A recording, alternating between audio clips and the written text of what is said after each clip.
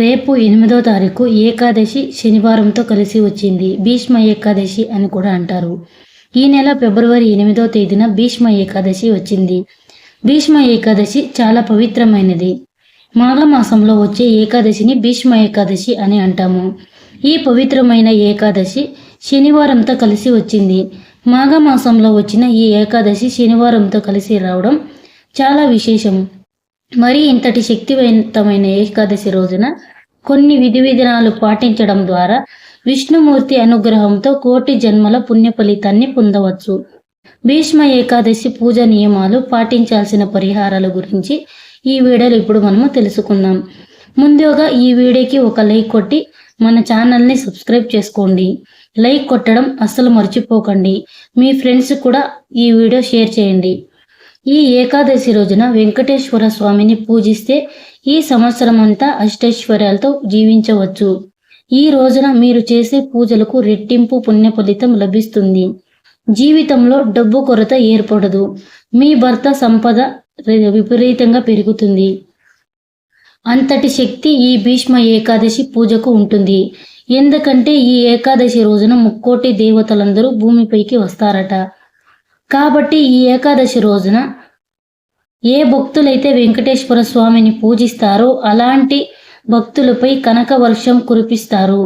ఈ భీష్మ ఏకాదశి రోజున స్త్రీలు ఉదయాన్నే నిద్రలేచి స్నానం చేసి ఇల్లంతా శుభ్రం చేసుకుని గడపలకు పసుపు రాసి ఇంట్లో పూజ చేసుకోండి. ఏకాదశి రోజున స్నానం చేసేటప్పుడు నీటిలో కొంచెం పసుపు వేసుకొని స్నానం చేస్తే జన్మ జన్మల దరిద్రం అంతా తొలగిపోయి అదృష్టం లభిస్తుంది.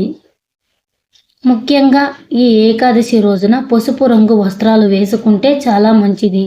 ఏకాదశి రోజున వెంకటేశ్వర స్వామిని పూజించాలంటే వెంకటేశ్వర స్వామి పటానికి గంధం రాసి కుంకుమ బొట్లు పెట్టి పూలతో నిండుగా అలంకరించుకోండి. అన్నిటికన్నా ముఖ్యంగా మీ పూజా గదిలో ఉన్న వెంకటేశ్వర స్వామి చిత్రపటానికి తులసి మాలను వేయండి. తులసి మాల వేయలేని వారు కొన్ని తులసి దళాలు తెచ్చుకొని మీ పూజా గదిలో పెట్టుకోండి. అన్ని దీపాల కంటే పిండి దీపం చాలా శ్రేష్టమైనది. కాబట్టి ఈ శక్తివంతమైన ఏకాదశి రోజున పూజా గదిలో ఉన్న వెంకటేశ్వర స్వామి పటం ముందు 2 పిండి దీపాలు వెలిగించి స్వామివారికి పూజ చేయండి. శనివారంతో కలిసి వచ్చిన ఏకాదశి నాడు ఎవరైతే పిండి దీపాలు వెలిగిస్తారో అలాంటి వారికి విపరీతమైన ధనం వరిస్తుంది. వెంకటేశ్వర స్వామి సంపూర్ణ అనుగ్రహం కలుగుతుంది. పిండి దీపం ఎలా తయారు చేసుకోవాలంటే కొంచెం బియ్య పిండిని తీసుకొని అందులో కొన్ని పాలు అలాగే కొంచెం బెల్లం పొడి వేసి చపాతీ ముద్దలాగా గట్టిగా కలిపి ఈ పిండితో ప్రమిదలను తయారు చేసుకోండి. ఈ పిండి దీపారాధనకి పసుపు రాసి కుంకుమ బొట్లు పెట్టి దీపంలో 7 ఒత్తులు వేసి దీపారాధన చేయండి. ఇలా పిండి దీపాన్ని వెలిగించి దీపానికి నమస్కారం చేసుకోండి. ఇక పూజలో నైవేద్యంగా ఒక చిన్న బెల్లం ముక్కం సమర్పించండి. ఓం గోవిందాయ నమః అనే మంత్రాన్ని 21 సార్లు జపించండి. ఏకాదశి రోజున ఈ మంత్రాన్ని జపించడం వల్ల మీ జీవితంలో ఉన్న సమస్యలన్నీ తొలగిపోయి మీ ఇంటికి కుబేర రాజయోగం ప్రాప్తిస్తుంది. చివరిగా స్వామివారికి హారతి ఇచ్చి 3 ప్రదక్షిణలు చేసి స్వామివారికి నమస్కారం చేసుకొని తులసి మాల అక్షింతలను వేసుకోండి. మీ తలపైన అక్షింతలు కొద్దిగా వేసుకోండి. తులసి మాలని వేసింటే మీ బీరువాలో పెట్టుకోండి. దాన్ని తీసి ఈ భీష్మ ఏకాదశి రోజున ఈ విధంగా పూజ చేసి చూడండి. ఖచ్చితంగా వెంకటేశ్వర స్వామి ఆశీర్వాదం లభిస్తుంది. ఎందుకంటే ఈ ఏకాదశి రోజున చేసే పూజలకు రెట్టింపు పుణ్య ఫలితం లభిస్తుంది. రావి చెట్టులో విష్ణుదేవుడు కొలువై ఉంటాడు. ముఖ్యంగా ఈ భీష్మ ఏకాదశి రోజున రావి చెట్టుకు చాలా దైవ శక్తి ఉంటుంది. ఈ భీష్మ ఏకాదశి రోజున రావి చెట్టులో 33 కోట్ల మంది దేవతలు ఉంటారట. కాబట్టి ఈ ఏకాదశి రోజున రావి చెట్టును ముట్టుకొని నమస్కారం చేసుకుంటే కోటి జన్మల పుణ్య ఫలితం లభిస్తుంది. రావి చెట్టులో నీడలో నిలబడినా సరే జాతకంలో ఉన్న దోషాలు తొలగిపోయి అదృష్టం కలుగుతుంది.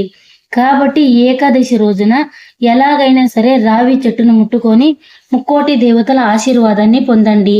అన్నిటికన్నా ముఖ్యంగా ఏకాదశి రోజున సాయంత్రం 6 దాటిన తర్వాత ఇంటి గుమ్మం ముందు 2 దీపాలు వెలిగించండి. ఏకాదశి రోజున సాయంత్రం సమయంలో ఎవరైతే ఇంటి గుమ్మం ముందు దీపాలు వెలిగిస్తారో అలాంటి ఇళ్లలోకి లక్ష్మీదేవి అడుగు పెడుతుంది. ఇక మీ ఇల్లంతా అష్టైశ్వర్యాలతో నిండిపోతుంది. కాబట్టి ఈ భీష్మ ఏకాదశి రోజున మర్చిపోకుండా గుమ్మం ముందు 2 దీపాలు వెలిగించండి. విశేషంగా ఈ భీష్మ ఏకాదశి రోజున వెంకటేశ్వర స్వామి దేవాలయానికి వెళ్ళి ధ్వజస్తంభం దగ్గర ఒక నెయ్యి దీపం వెలిగించి ధ్వజస్తంభానికి ప్రదక్షిణాలు చేస్తే మీ మనసులో ఏది కోరికున్నా సరే ఆ కోరికలు వెంటనే నెరవేరుతాయి. ఎవరైతే డబ్బు సమస్యలతో ఇబ్బంది పడుతున్నారో అలాంటి వారు ఈ భీష్మ ఏకాదశి రోజున తులసి మొక్కకు కొన్ని పాలు పోసి తులసి కోటలో ఒక నెయ్యి దీపం వెలిగిస్తే మీ డబ్బు కష్టాలన్నీ ఖచ్చితంగా నెరవేరుతాయని నమ్మకం. ఏకాదశి రోజున తలకు నూనె రాయకూడదు. ఈ రోజున తలకు నూనె రాస్తే ఆయుష్ తగ్గిపోతుందని నమ్మకం. ఏకాదశి రోజున పొరపాటున కూడా నలుపు రంగు వస్త్రాలను వేసుకోకండి. ఈ ఏకాదశి రోజున ఒక నిమ్మకాయను తీసుకొని మీ పూజా గదిలో పెట్టి వెంకటేశ్వర స్వామికి నమస్కారం చేసుకోండి. తర్వాత ఈ నిమ్మకాయను తీసి ఒక వస్త్రంలో కట్టి మీ ఇంటి ముందు కట్టండి, అంటే గుమ్మం ముందు కట్టండి, అలాడతీయండి. ఇలా చేస్తే ఇంట్లో లక్ష్మీదేవి స్థిర నివాసం ఉంటుంది. మీ జీవితంలో ఉన్న డబ్బు కష్టాలన్నీ తీరిపోతాయి. ఏకాదశి రోజున ఉపవాసం ఉంటే 1,000,000 జన్మల పుణ్య ఫలితం లభిస్తుంది. ఈ రోజున ఉపవాసం ఉన్న వారికి అదృష్ట దరిద్రాలన్నీ తొలగిపోతాయి. అష్టదరిద్రాలన్నీ తొలగిపోయి మీ కుటుంబంలో సుఖ సంతోషాలు చేకూరుతాయి.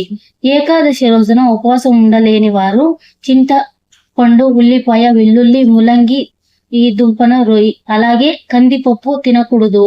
అలాగే ఏకాదశి రోజున ఉప్పు తింటే అనారోగ్య సమస్యలు ఏర్పడతాయని నమ్మకం. శక్తివంతమైన భీష్మ ఏకాదశి రోజున గోవుకు ఆహారం తినిపిస్తే మీ ఇంటికి అఖండ కుబేర రాజయోగం కలిసి వస్తుంది. ఈ వీడియో కనుక మీకు నచ్చినట్లయితే లైక్ చేసి మీ ఫ్రెండ్స్ కి షేర్ చేసి మా ఛానల్ ని సబ్స్క్రైబ్ చేసుకొని చూడండి. ధన్యవాదములు.